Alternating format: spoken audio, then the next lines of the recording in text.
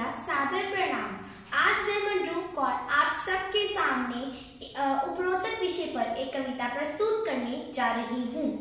कविता सुनाने से पहले मेरे दो निवेदन हैं। मैंने भगवान राम नहीं देखे और ना ही मैंने भगवान शिव को देखा है, पर मैंने अपने देश के वो रक्षकों को देखा है जो सीमा पर खड़े हैं और देश की रक्षा कर रहे हैं। मैं मनरूप कौर फौज की वर्दी को सलाम करती हूँ और उनसे बड़ा देशभक्त किसी को नहीं मानती हूँ। चलिए कविता शुरू करते हैं। मैं केशव का पाठ जन्म भी गहन मौन में खोया हूँ, उन बेटों की याद कहानी लिखते लिखते रोया हूँ, उन बेटों की याद कहानी लिखते लिखते रोया हूँ, जिस माथे की कुमकुम बिंदी वापस लौट नहीं पाई, चुटकी झुमके ले गई है कुर्बानी की अमराई, कुछ बहनों की राखी जल गई है बर्फीली घाटी में, वेदी के गठबंधन मिल गए हैं करगिल की माटी में, पर्वत पर कितने सिंदूरी सपने दफन हुए होंगे, 20 बसंतों के जज्बाती बेटे हनन हुए होंगे, 20 बसंतों के जज्बाती बेटे हनन हुए होंगे,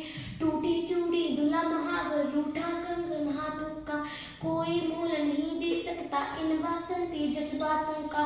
उन आंखों की दो बूंदों से सातों सागर हारे हैं, उन आंखों की दो बूंदों से सातों सागर हारे हैं, जब मेहंदी वाले हाथों ने मंगलसूत्र उतारे हैं, जब गीली मेहंदी रोई होगी छुपकर घर के कोने में, ताजा काजल छूटा होगा चुपके रोने में, जब बेटे की अर्थी आई होगी सोने आंगन में, शायद दूध उतर आया हो बूढ़ी माँ के दामन में, वह विधवा पूरी दुनिया का बोझा सर ले सकती है, जो अपने पति की अर्थी को भी कंधा दे सकती है, जो अपने पति की अर्थी को भी कंधा दे सकती है।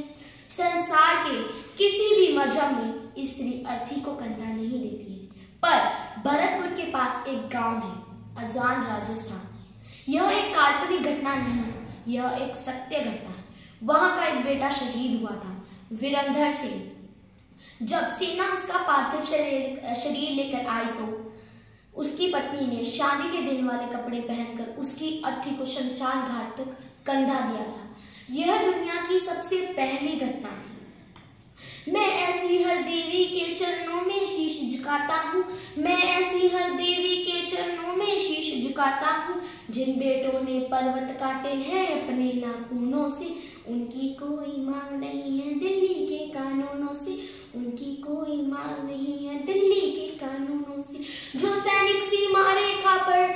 ध्रुव तारा बन जाता है, जो सैनिक सीमा रेखा पर ध्रुव तारा बन जाता है, उस कुर्बानी के दीपक से सूरज भी शर्माता है, उस कुर्बानी के दीपक से सूरज भी शर्माता है। पर तो पौंके जो सीने अड़ जाते हैं, गर्म दहानों पर तो पौंके जो सीने अड़ जाते हैं, उनकी गाथा लिखने को अंबर छोटे पड़ जाते हैं, उनकी गाथा लिखने को अंबर छोटे पड़ जाते हैं, उनके लिए हिमालय कंधा देने को झुक जाता है, उनके लिए हिमालय कंधा देने को झुक जाता है, कुछ पर तो सागर की लहरों का गर्जन रुक जाता है, कुछ पर तो सागर की लहरों का गर्जन रुक जाता है, उस सैनिक के शव का दर्शन तीरथ जैसा होता है, उस सैनिक के शव का दर्शन तीरथ जैसा होता है, चित्त शहीदों का मंदिर की मूर्त जैसा होता है, चित्त शहीदों का मंदिर की मूर्त जैसा होता है। क्या ये देश उन्हीं का है, क्या ये देश उन्हीं का है जो सीमा पर मर जाते हैं,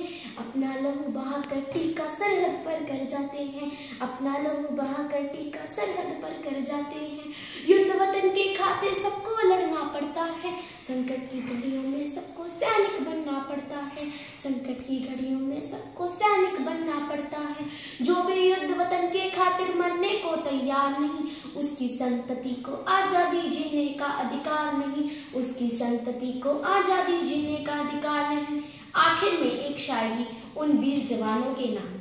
ना जीना धर्म के नाम पर, ना मरना धर्म के नाम पर, इंसानियत ही है धर्म वतन का, बस जीना वतन के नाम पर। जय हिंद।